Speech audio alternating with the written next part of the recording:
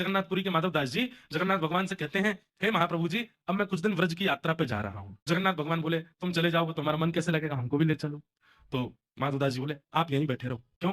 8 बार तो भोजन करते हो आप, सुबह से रात्रि तक 8 बार भोजन करते हैं ठाकुर जी, और मैं वृंदावन यात्रा पर पैदल चल करके जाऊंगा, 8 बार कहां से भोजन दूंगा आपको? इतने भयंकर जंगल, पहाड़, नदियां, सरोवर, तालाब सबको पार करना पड़ेगा, दुर्गम रास्ता है, आप तो भूख के कारण व्याकुल हो जाते हो, आपको लेके कैसे जाऊंगा? जगन्नाथ महाप्रभु बोले, तो ठीक है, तुम चले जाओ। अब जगन्नाथ जी संग चले, इसका मतलब ये थोड़ी कि मूर्तिमंत होके ही चलेंगे, वो तो हृदय में बैठ के भी जा सकते हैं। ठाकुर जी हृदय में बैठ गए माधव दास जी के। अब माधव दास जी का अभ्यास था कि 4-4 दिन तक भी भूखे रह लेते थे, लेकिन ठाकुर जी चित्त में बैठ करके माधव दास जी के साथ जाने लगे, उनको पता नहीं था। थोड़ी दूरी पहुंचे जगन्नाथपुरी से, इतनी जोर की भूख लगी माधव दास जी को, अब तो ऐसे व्याकुल हुए कि थोड़ी बहुत देर में प्रसाद नहीं मिले तो पेड़ पोड़ खाने शुरू करूं, थोड़ी देर भोजन नहीं मिला तो पत्ते खाने लगे, घास खाने लगे, सामने जो आया उसी को ही खाने लगे, और स्वयं ही आश्चर्यचकित होकर खुद से ही पूछ रहे हैं, हे माधव दास, इतनी उम्र हो गई, आज तक इतनी भूख तो तुझे कभी नहीं लगी, आज ही कैसे भूख लग रही है? क्योंकि माधव दास जी के अंदर ठाकुर जी बैठ के जा रहे हैं, ठाकुर जी को लग रही है भूख। माधव दास जी गांव में पहुंचे, और गांव की माता जी एक कुटिया में रहती थी, उनका द्वार खटखटाया, मैया जल्दी खोलो, जल्दी खोलो, बंधुओं ऐसी भूख कभी लगी है कि आप पागल हो गए हो, बस कुछ मिल जाए। नहीं लगी होगी, हम लोगों को ऐसी भूख नहीं लगी अभी तक। पर एक बात शास्त्रों में कहते, महाभारत कहती है कि पुत्र शोक महाकष्टम, माता पिता के सामने पुत्र की मृत्यु हो जाना ये महाकष्ट है,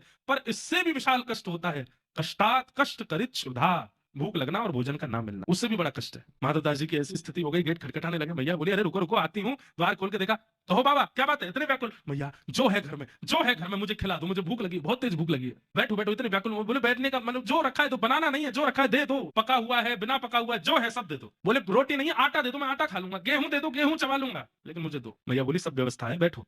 माधव दास जी बैठे, भोजन थाली लगा करके दी। माधव दास जी तो पाने लगे। भूखा व्यक्ति वो विचार नहीं करता कि रोटी को सब्जी से लगाऊं या चावल में दाल डालूं, तो बस खाता है। मैया बोली, आराम से धीरे धीरे खाओ, और बाबा अकेले अकेले खाए जा रहे हो, इस बालक को भी खिलाओ। माधव दास जी बोले, कौन बालक? तुम्हारे बगल में जो बैठा है ये बालक?